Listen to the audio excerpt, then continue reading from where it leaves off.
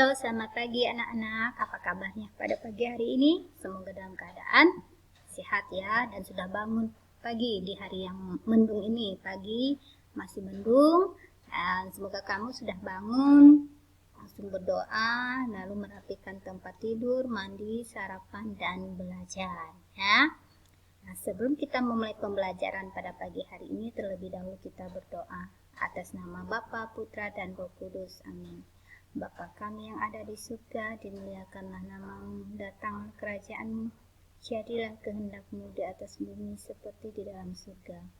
Berilah kami rezeki pada hari ini, dan ampunilah kesalahan kami, seperti kami pun mengampuni yang bersalah kepada kami. Dan janganlah masukkan kami ke dalam pencobaan, tetapi bebaskanlah kami dari yang jahat. Amin.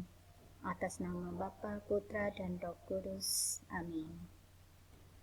Nah, kita sudah memasuki pembelajaran yang kelima. Dalam pembelajaran kelima ini, materi apa saja yang akan kita bahas? Yuk kita lihat sama-sama. Yang pertama adalah PJOK dengan materi gerakan berguling ke depan. Berikut ini langkah-langkah gerakan berguling ke depan. 1. Berdiri di depan matras, kemudian jongkok. Kedua tangan bertumpu pada matras. Lalu ketiga, kedua kaki dan siku tangan ditekuk. 4. Kepala dilipat sampai dagu menyentuh dada. 5. Tolakkan kedua kaki ke depan. 6. Badan berguling ke depan. Nah, anak-anak bisa perhatikan di sini, ini adalah contoh gerakan berguling ke depan. Nah, kamu bisa lihat di sini ada 6 ya caranya. Nah, kamu perhatikan. Nah, gerakan berguling ke depan ini harus dalam pengawasan orang tua. Nah, kalau di rumah yang mengawasi kamu adalah orang tua, sedangkan jika kamu sekolah, jika melakukan gerakan berguling ke depan ini, yang mengawas atau membimbing adalah guru. Gerakan ini tidak boleh dilakukan sendiri ya, karena ini berbahaya. Kamu bayangkan jika kamu salah melakukan gerakan, nah leher kamu bisa cedera.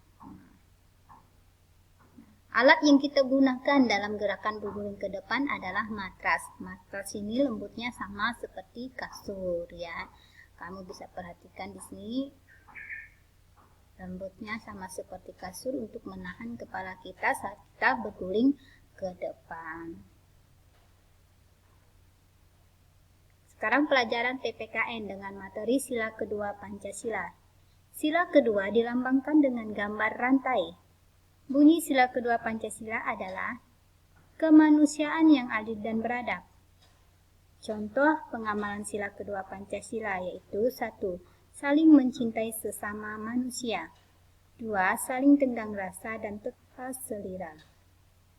3. Tidak semena-mena terhadap orang lain. 4. Menjunjung tinggi nilai-nilai kemanusiaan.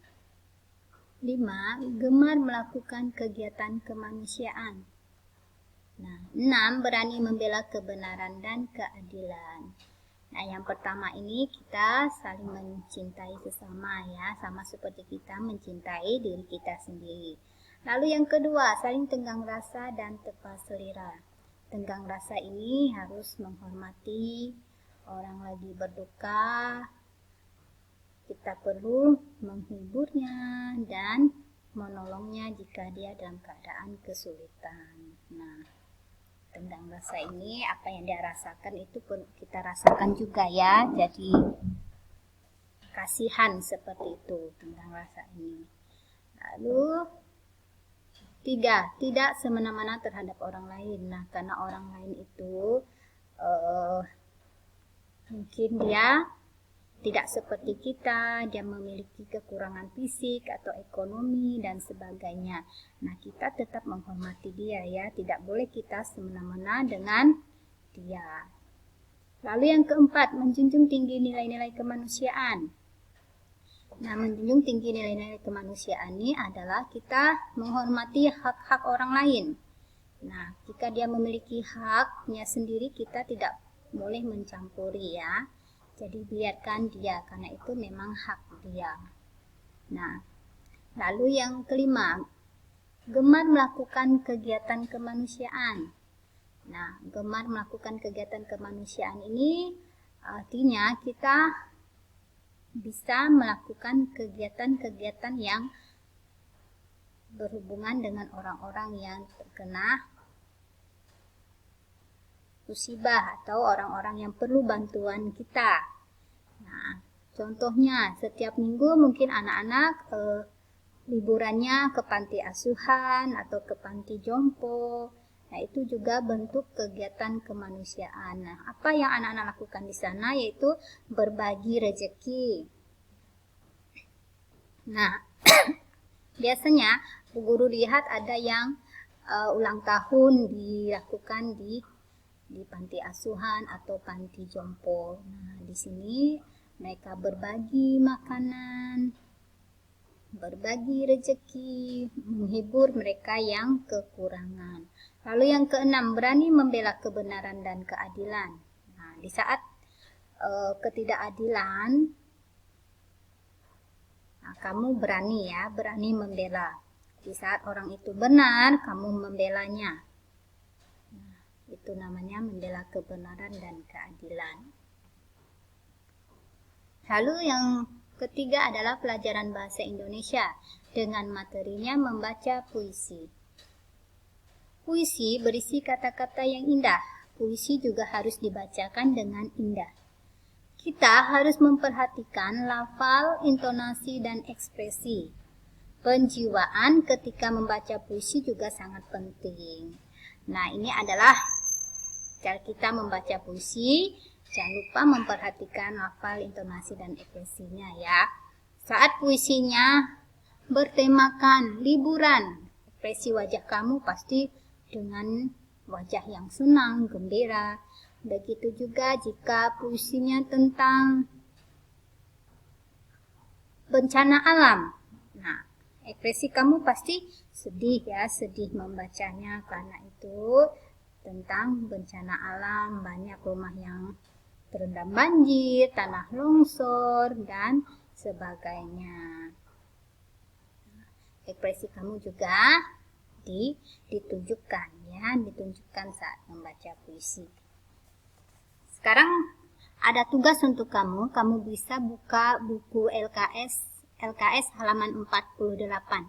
Nah, di situ ada puisi tentang layang-layang. Kamu baca bagaimana lafal, intonasi, dan ekspresi kamu saat membaca puisi ya. Jangan lupa gunakan pakaian seragammu, lalu divideokan. Videonya kirimkan ke Google Classroom ya, seperti biasa. Nah, gunakan pakaian seragam ya, jangan gunakan pakaian biasa. Nah, bacalah puisi tersebut. Bagaimana ekspresi kamu dan membaca puisi dengan tema layang-layang. Oke, sampai di sini materi kita pada pagi hari ini. Sebelum mengakhiri, terlebih dahulu kita berdoa. Atas nama Bapa, Putra, dan Roh Kudus. Amin. Salam Maria, penuh rahmat Tuhan sertamu. Terpujilah engkau di antara wanita, dan terpujilah buah tubuhmu Yesus. Santa Maria, Bunda Allah, doakanlah kami yang berdosa ini sekarang dan waktu kami mati. Amin. Atas nama Bapa, Putra, dan Roh Kudus. Amin. Selamat pagi dan Tuhan memberkati.